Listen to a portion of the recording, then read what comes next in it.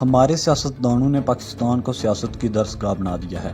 اگر کسی نے سیاست سیکھنی ہو تو پاکستان میں ایک سیاسی پارٹی بنائیں اور سڑکوں پر نکل کر سیاست شروع کر دیں۔ دراصل قوم کو بیوقوف بنانے کا اصل فن یہی تو ہے جس کے بغیر آپ اسمبلی میں نہیں جا سکتے۔ پاکستان میں اتنی سیاسی پارٹیاں بن چکی ہیں کہ جن کا کوئی حساب ہی نہیں، اور یہ سب پاکستان کی اور پاکستانی عوام کی خدمت کا خوب جذبہ رکھتی ہیں۔ ان سیاسی پارٹیوں کا ایک ہی منشور ہے، جتنے عوام جائل رہیں گے اتنے ہی ووٹ زیادہ ملیں گے۔ ویسے بات تو سچ ہے، مگر بات ہے رسوائی کی۔ ہمارے سیاستدان بھی صرف الیکشن کے دنوں میں ہی عوام پر نچھاور ہوتے ہیں۔ الیکشن کے دنوں میں غریب لوگوں کے ساتھ زمین پر بیٹھ کر کھانا بھی کھاتے ہیں اور ان کے ہر دکھ درد میں شامل بھی ہوتے ہیں، جبکہ پورے 5 سال اس بیوقوف عوام کو پوچھتے بھی نہیں۔ خیر، یہ سیاسی نظام ایسا ہی چلتا نظر آ رہا ہے اور آئندہ بھی ایسا ہی چلتا رہے گا۔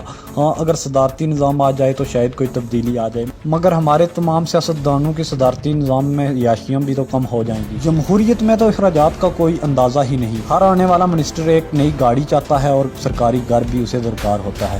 ان عوامی خدمتگاروں کی خدمت کی دنیا میں مثال بھی کم ملتی ہے۔ سوال یہ ہے کہ یہ سب منسٹر اپنی ذاتی گاڑی کیوں نہیں استعمال کر سکتے، اپنے ذاتی گھر کیوں نہیں استعمال کر سکتے، اپنے ذاتی گھر میں کیوں نہیں رہ سکتے، ان سب کے گھر والے اپنی ذاتی گاڑی میں ہی کیوں نہیں پھر سکتے، ان کو سبز نمبر پلیٹ والی گاڑی کیوں درکار ہے؟ کیا ان کے لیے قانون ختم ہو جاتا ہے؟ یہ بات صرف ان منسٹروں کے لیے نہیں، یہ بات کسی بھی سرکاری افسر کے لیے بھی اتنی ہی ضروری ہے۔ سب کے ساتھ امتیازی سلوک ہونا چاہیے۔ اگر ہمیں پاکستان کی ترقی و خوشحالی کا واقعی خیال ہے اور ہم پاکستان سے محبت کرتے ہیں تو کچھ تو قربانی دینا ہوگی۔ وی آئی پی کلچر کو ختم کرنا ہوگا، ہمیں اپنے اداروں کو ٹھیک کرنا ہوگا۔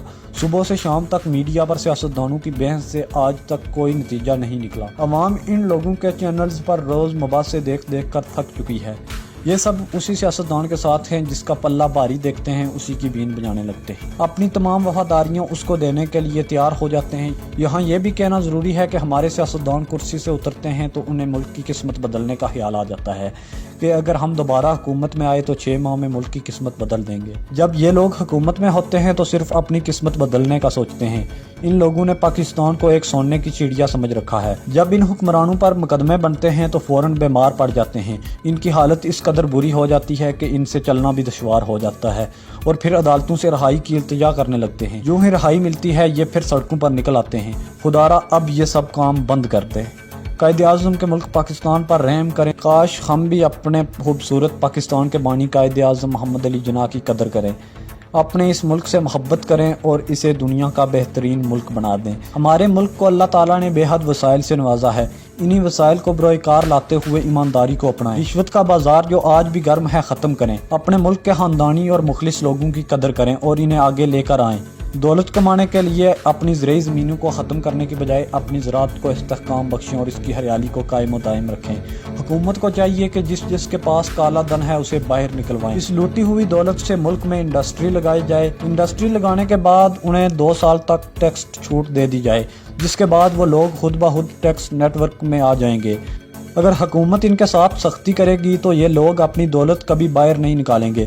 ملک میں ہر طرح کی معاشی سرگرمی بند ہو جائے گی، معاشی بدحالی عام ہو جائے گی اور بے روزگاری قابو سے باہر ہو جائے گی۔